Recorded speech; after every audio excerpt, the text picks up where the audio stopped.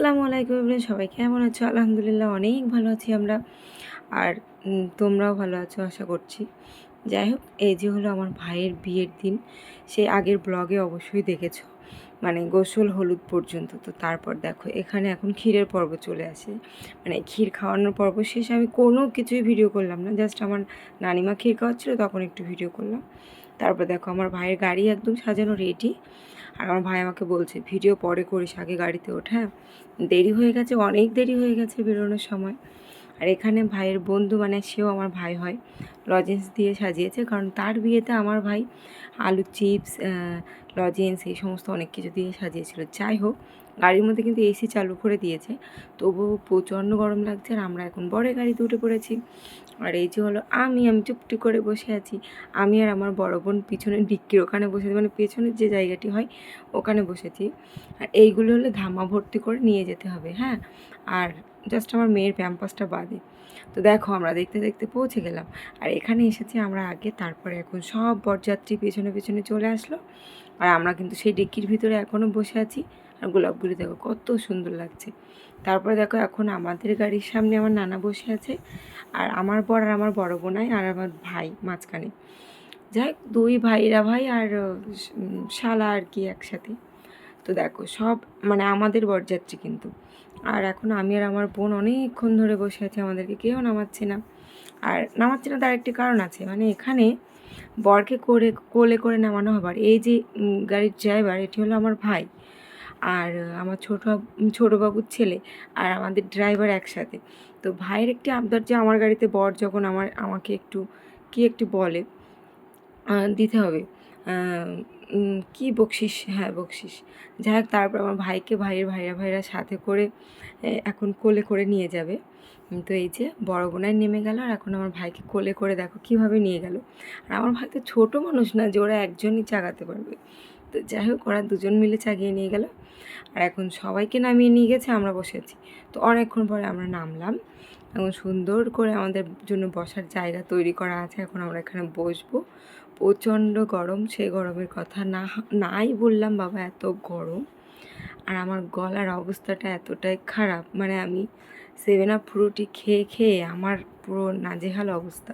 আবার এখানে আসতে না আসতেই লস্যি, এরকম একটি ব্যাপার। তো যাই হোক, এখানে আয়াতের পাপা আর আমার ভাই কিন্তু প্রচণ্ড নার্ভাস ফিল করছে। ও ওরকম কিছুই হয় না, কিন্তু আজকে ওরকম হচ্ছে।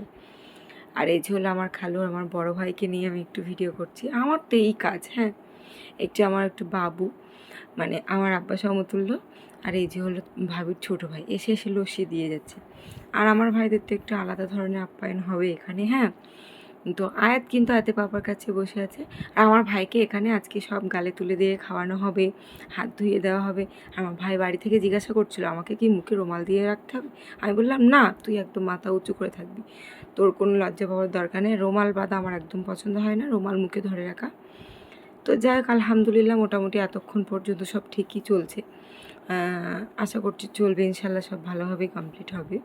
তো বিয়ে পড়ানো হয়ে গেল, তোমরা দেখতেই পেলে। আর এখন আমরা ফুচকা খেতে এসেছি, ফুচকা খাবো। আর ফুচকা মানে আমার এত প্রিয়, বলার মতো না।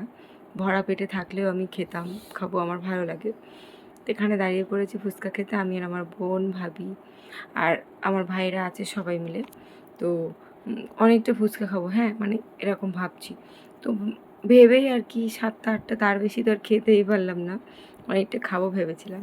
কিন্তু আমাদের এখন মানে বেশি করে খাওয়া যাবে না, কারণ আমরা এখনও ভাত খাইনি। ফুচকা খেয়ে তারপরে ভাত খাবো। হ্যাঁ, তো আমাদের ফুচকা খাওয়া এখন মোটামুটি কমপ্লিট। আর তারপর পরে চলে এসেছি আমরা খেতে। আর এখানে এসেই প্রথমে নানপুরি চানা মটর দিয়ে দিল। নানপুরি চানা মটরকে অনেকে বলে কিন্তু মুখ মারার প্রধান ওষুধ নাকি একটা বলে। তো আমাদের সব রকম খাওয়া কমপ্লিট, মোটামুটি একটু একটু করে দেখালাম, আইসক্রিম নিয়ে নিলাম। তারপরে চলে আসলাম ভাইয়ের এখানে। আর এখানে এসে দেখছি মানে ভাইকে খাঞ্জা করে খেতে দিয়েছে। আর ভাইয়ের পাশে যে ভাইয়ের দুলা ভাইরা আছে, মানে আমার বর আর আমার বোনের বর, ওরা আর ভাইয়ের বন্ধু সবাই একসাথে খাঞ্জায় না খেয়ে আলাদা আলাদা করে থালা নিয়েছে। আমার ভাই তো প্রচণ্ড ঘেমে যাচ্ছে, নতুন শেরওয়ানি পরে গরমে পুরো সিদ্ধ।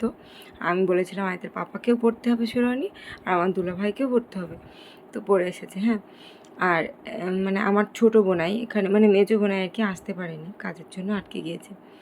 তো বোন এসেছে, আর বোনাই কালকে আসবে। তো যাই হোক, এই যে এখানে মোটামুটি চলছে। আর আমি আয়াতকে বাড়ির থেকে খিচুড়ি এখানেও কিন্তু নিয়ে এসেছি। মানে এমন ড্রেস পরেছি, গরমে নাজেহাল। আমি বললাম আমাকে যাতে ডিস্টার্ব না করে, মানে ওর খিদে পেলে যেন কোনো রকম অসুবিধা না হয়, তার জন্য আমি নিয়ে এসেছি। অবশ্য গাড়ির ডিক্কির মধ্যেই ছিল। তো এই যে মোটামুটি আমাদের খাওয়া দাওয়া কমপ্লিট, বরের বিয়ে পড়ানো কমপ্লিট, বিয়ে হয়ে গেছে, খাওয়া হয়ে গেছে। এখন আমরা হাওয়া খেতে বেরিয়েছি। আর এখানে আমার ভাই আমাকে অনেক কিছু বলছিল যে গাইস তোমরা একটু খাবে আইসক্রিম। তো তারপরে দেখো আমার একটা বোনের বাড়ির পাশে, যে বোন আর কি ঠিক করে দিয়েছে এই বিয়েটা, বোনের বাড়ি এসে আয়তের পাপার পুরো নাজেহাল, একদম পুরো মানে শেরওয়ানি পাঞ্জাবি সব খুলে একদম কীভাবে বসে আছে, পানি খাচ্ছে। দেখো গেঞ্জি পরে একদম আয়তের পাপার খুব অবস্থা খারাপ, মানে গরমে পুরো শেষ, সবাই পানি খেতে ব্যস্ত।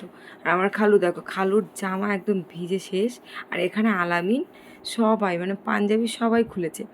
আর এই যে হলো মণি ভাই, মানে সেই ড্রাইভার ভাই, আমাদের ড্রাইভার ভাই বলেই পরিচিত। হ্যাঁ, তো দেখো আয়াতকে আমি হাই করতে বলছি, আয়াত হাইও করছে। এখানে একটু প্রচণ্ড হাওয়া, তো ওখানে মোটামুটি হাওয়া টাওয়া খেয়ে এখন চলে যাচ্ছি আবার। এখন আমরা বউকে নিয়ে আমরা বাড়ি যাব।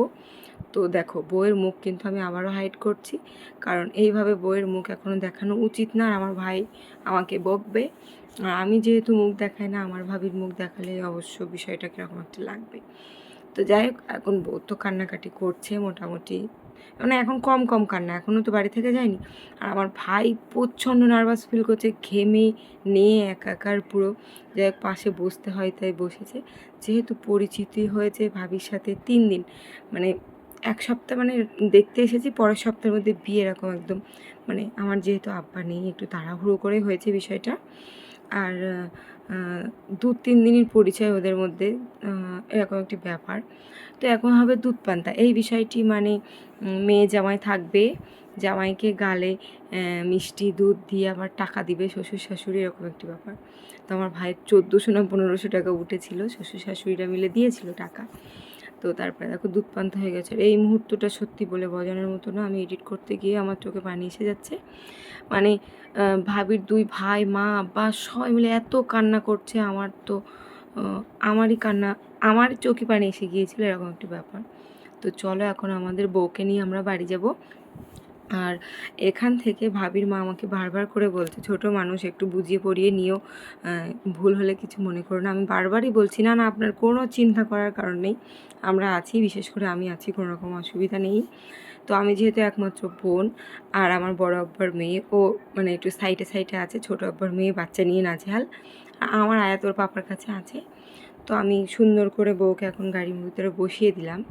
আর আমরা যে কজন এসেছিলাম সেই কজনই যাব। হ্যাঁ, শুধু বড় বোনাই নেই এখানে, বড় বোনাই বাইকে যাচ্ছে, কারণ দোলার বিবি এসেছে সাথে। তো এই যে এখন আমরা যাচ্ছি, আর পেছনে পেছনে সবাই মোটামুটি এক এক করে আসছে। ঠিক যেভাবে আমরা আগের বারে যাচ্ছিলাম সেভাবে কিন্তু যাচ্ছি। আমরা সেই ডিক্কিতেই বসে আছি, আমি আর আমার বোন। আর আয়াতকে দিয়ে দিয়েছি ওর পাপার কাছে। তো এখন ওর পাপা আর ওর মামা দুজন, দেখো আমার ভাই আমার বরকে কীভাবে রেখেছে, মানে এরা দুজন আজকে এত ক্লোজে।